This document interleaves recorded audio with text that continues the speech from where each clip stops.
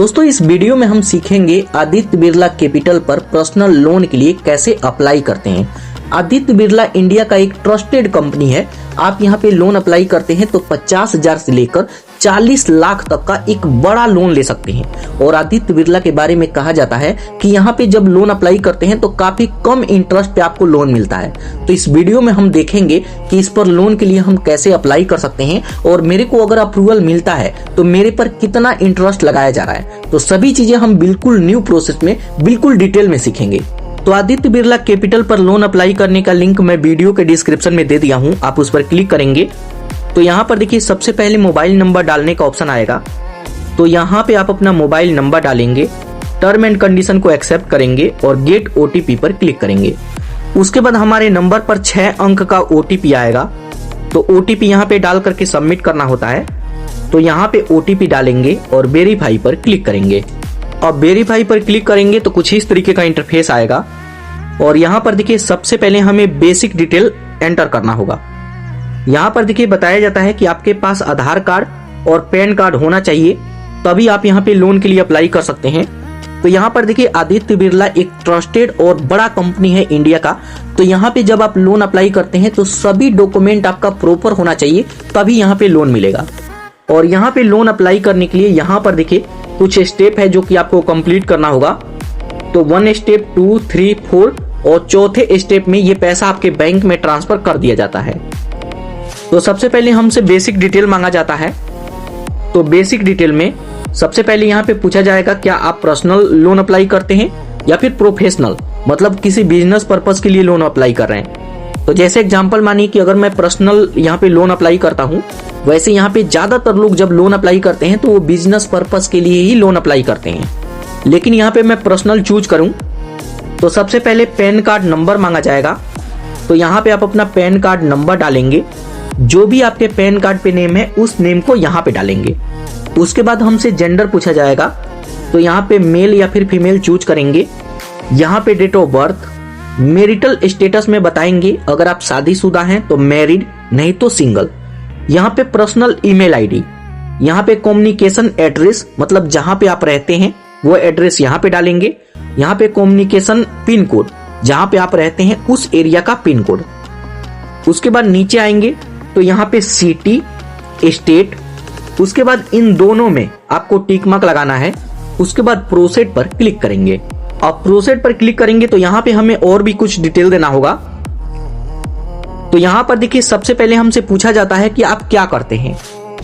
अगर आप कहीं पे जॉब करते हैं तो सैलरीड पर्सन, नहीं तो सेल्फ एम्प्लॉयड। तो जैसे मानिए कि अगर मैं सैलरीड पर्सन चूज करता हूं तो यहाँ पे ऑर्गेनाइजेशन नेम, मतलब किस कंपनी में आप जॉब कर रहे हैं, कहाँ पे जॉब कर रहे हैं। उसके बाद ऑर्गेनाइजेशन ईमेल एड्रेस, वहां का ईमेल आईडी और वहां का एड्रेस, अपने ऑफिस का पिन कोड, उसके बाद सिटी, स्टेट, उसके बाद प्रोसीड। अब प्रोसीड करते हैं तो यहाँ पर देखिए अब हमसे बैंक स्टेटमेंट मांगा जा रहा है। यहाँ पे लोन अप्लाई करते हैं तो ज्यादातर केस में आपसे इनकम प्रूफ मांगा जाएगा, क्योंकि यहाँ पे एक बड़ा लोन मिलता है। तो ये लोग देखते हैं कि आपके पास पहले से सैलरी आ रहा है या नहीं, आप अगर लोन लेते हैं तो सही समय पर रीपेमेंट करेंगे या नहीं।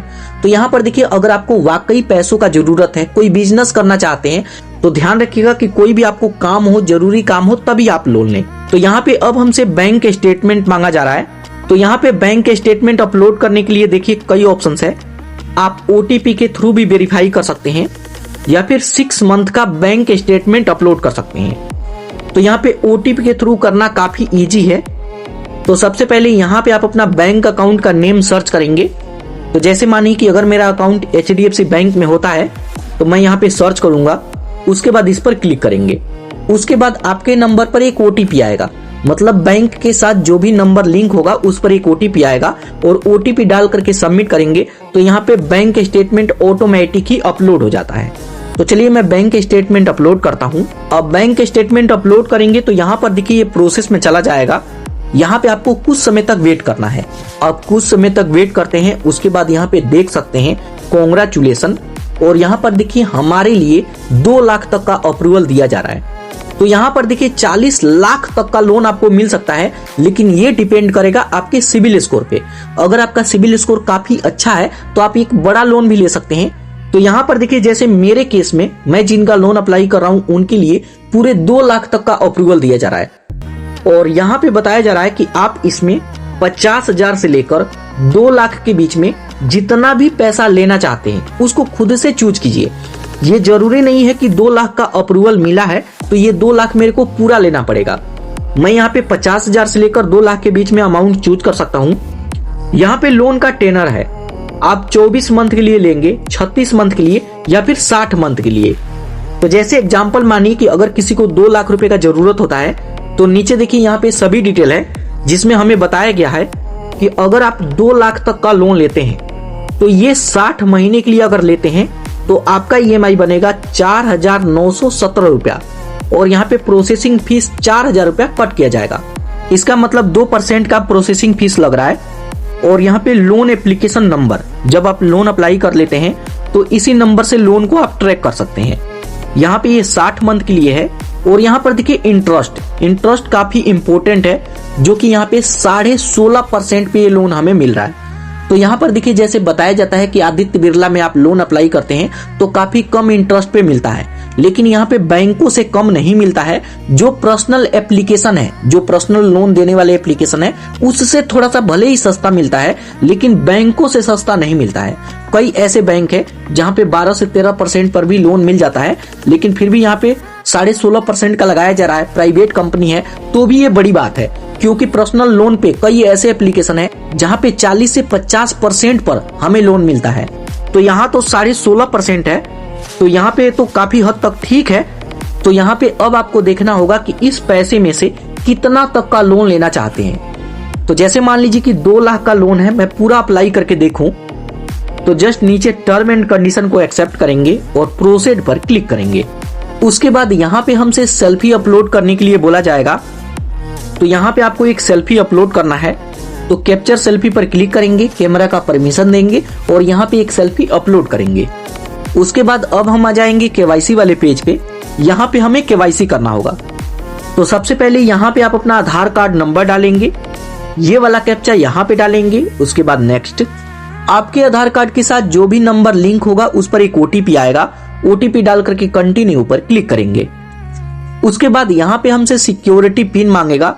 तो अगर आप डिजी लॉकर पे अकाउंट बनाए हैं तो सिक्योरिटी पिन को एंटर करेंगे, नहीं तो अपने मन से भी यहाँ पे सिक्योरिटी पिन बना सकते हैं। उसके बाद कंटिन्यू। उसके बाद यहाँ पर देखिए हमारा सभी डिटेल आ जाएगा, जो भी आपके आधार कार्ड पे डिटेल है। तो उसमें से यहाँ पे एड्रेस हमारा फैच कर लिया है। एड्रेस अगर ठीक है तो यहाँ पे हमसे पूछा जा रहा है कि क्या आपका करंट एड्रेस भी सेम है। तो अगर करंट एड्रेस सेम है तो यहाँ पे यस करेंगे, नहीं तो नो करेंगे। यहाँ पे लोन का पर्पस पूछेगा, तो यहाँ पे लोन का पर्पस चूज करेंगे। उसके बाद प्रोसीड। उसके बाद यहाँ पर देखिए अब हमें ई-नेच करना होगा, मतलब ऑटो सेटअप इनेबल करना होगा। ऑटो सेटअप में होता यह है कि इसमें एक बैंक अकाउंट हम ऐड कर देंगे और जो भी हमारा EMI का पैसा है वो पैसा हमारे बैंक से ऑटोमेटिक ही कटता रहेगा। तो सबसे पहले यहाँ पे बैंक का डिटेल देना होगा। तो यहाँ पे आप अपना बैंक का डिटेल ऐड करेंगे। उसके बाद प्रोसीड। उसके बाद आपके सामने कुछ इस तरीके का पेज डिस्प्ले होगा, जिसमें हमसे पूछा जाता है कि ऑटो सेटअप किससे करेंगे, आप अपने डेबिट कार्ड से या फिर इंटरनेट बैंकिंग से। दोनों से करना काफी इजी है। तो मैं यहाँ पे डेबिट कार्ड को चूज करूंगा। तो डेबिट कार्ड को चूज करते हैं तो डेबिट कार्ड का डिटेल भरेंगे। आपके बैंक में जो नंबर लिंक होगा उस पर एक OTP आएगा, डाल करके सबमिट करेंगे तो डेबिट कार्ड से ऑटो सेटअप इनेबल हो जाएगा। और अगर आप इंटरनेट बैंकिंग चूज करते हैं तो आप अपने इंटरनेट बैंकिंग का यूजर ID पासवर्ड डाल करके नेक्स्ट करेंगे। आपके बैंक में जो नंबर लिंक होगा उस पे OTP आएगा, डाल करके वेरीफाई करेंगे, तब जाकर के यहाँ पे ऑटो सेटअप इनेबल होगा। तो चलिए यहाँ पे मैं डेबिट कार्ड से ऑटो सेटअप इनेबल करता हूँ। अब जैसे ही ऑटो सेटअप कंप्लीट करते हैं उसके बाद यहाँ पे देख सकते हैं सक्सेसफुल हमारा लोन अप्लाई हो गया।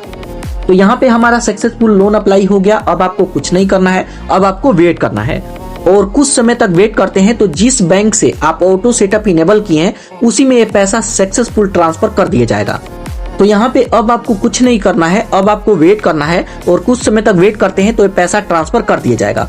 बाद में आप अपने लोन का स्टेटस देखने के लिए ये वाला एप्लीकेशन को डाउनलोड कर सकते हैं और अपने उसी मोबाइल नंबर से रजिस्टर करेंगे तो यहाँ पे लोन का डिटेल दिख जाएगा और कितने का लोन लिए हैं, किस डेट को EMI जाएगा, सभी डिटेल यहाँ पे देख सकते हैं। तो दोस्तों ये तरीका है, इस तरीके से आप यहाँ पे लोन के लिए अप्लाई कर सकते हैं।